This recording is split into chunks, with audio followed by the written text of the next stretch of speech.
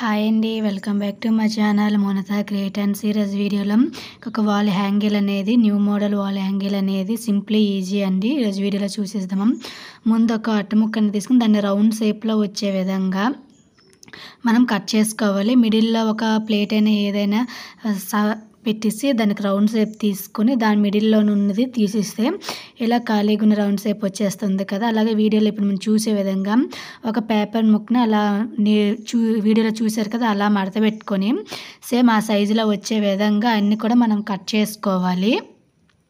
అన్నీ ఒకే సైజులో ఉండాలండి మొత్తం కూడా.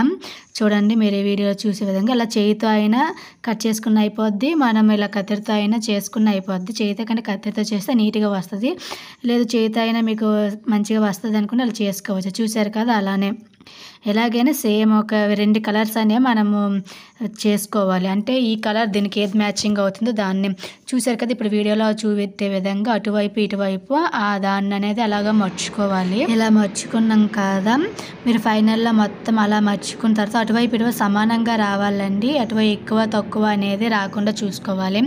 చూసారు కదా, అలా అయిన తర్వాత మనం అనేది పేకిల్ అనేది యాడ్ చేసుకుని దాన్ని సమానంగా మిడిల్లో వచ్చే విధంగా చూడండి. అసలు వీడియోలోన మీరు స్కిప్ చేయవలసిన అవసరం లేదు, నేను స్పీడ్ మోడ్లో కొంచెం పెట్టి చూపిస్తున్నాను. అలా వచ్చేస్తుంది కదా, మొత్తం అన్నీ కూడా అలానే చేసుకోవాలి. నేను అనేది బ్లూ కలర్, ఆరెంజ్ కలర్ అనేది నేను తీసుకున్నాను. మీకు ఇంకా 3 కలర్స్ మీరు ప్రిపేర్ చేస్తే 3 కలర్స్ తీసుకోవచ్చు. 2 కలర్స్తోనే ఇది చేసుకుంటే 2 కలర్స్ అనే తీసుకోవచ్చు. మీకు ఏ కలర్ నచ్చితే అలాగా. అలాగే ఉన్నాయి కదా వైట్ పేపర్స్ అనేవి. ఇక్కడ నేను ఇవైతే వైట్ పేపర్స్ అంటే మన బుక్లో ఉంటాయి కదా, అవే చింపుకొని ఇలా లైన్గా వచ్చే విధంగా నేను కట్ చేసుకున్నాను. వాటిని అలాగే నిలువుగా అడ్డగా మనం సెట్ చేసుకోవాలి. గమ్మున అప్లై చేసి చూసారు కదా అలా. ఇప్పుడు ఎక్స్ట్రా ఉన్నదాన్ని మనం కట్ చేసుకుంటే సరిపోతుంది. చూడండి ఎంత బాగా వచ్చిందో, జల్లె టైప్లాగా ఎంత నీట్గా వచ్చింది కదా.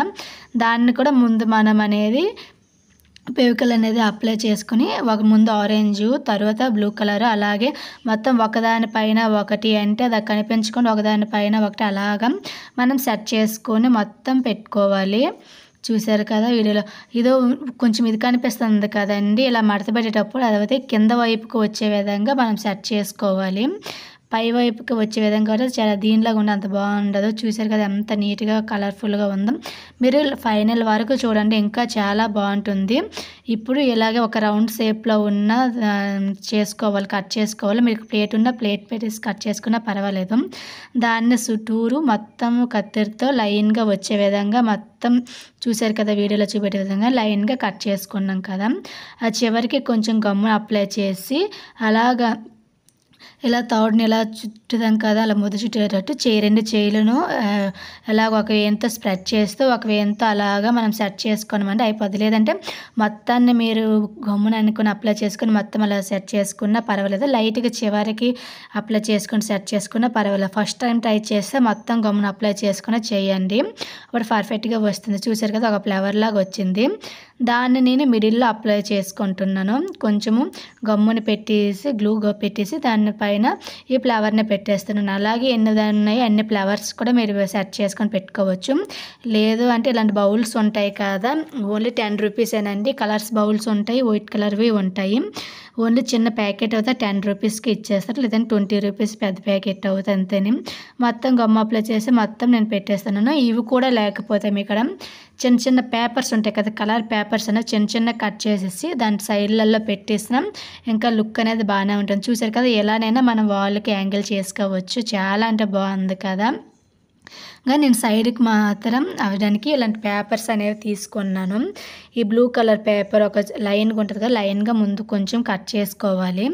చూడండి, ఇది అంతలా కట్ చేసుకుని ఒక రిప్పులతో కానీ ఒక మనం చీపుర్లు ఉంటాయి కదా దాంతో కానీ ఇలా రౌండ్ షేప్ వచ్చే విధంగా నేను సెట్ చేసుకోవాలి.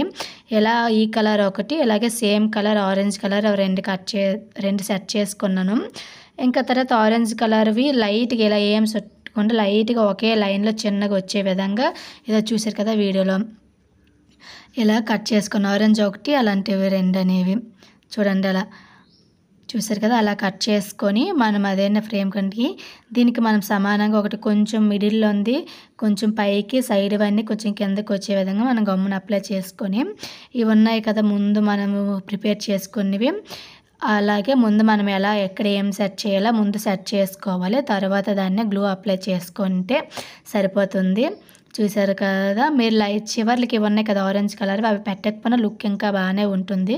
కాకపోతే నేను మీకు పెట్టి చూపిస్తున్నాను, అది మీకు పెట్టకుండానే మీరు చేసుకోవచ్చు. ఇలా 3 లాగానే ఇంకా సూపర్గా ఉంటుంది. చూసారు కదా, ఇది అప్లై చేసిన తర్వాత దానిపైన కొంచెం దీనిలాగా ఉంటుంది కాబట్టి ఇలాంటి బౌల్స్ ఉన్నాయి కదా, ఆ బౌల్స్ అనేవి దాటిపైన నేను అప్లై చేసుకున్నాను.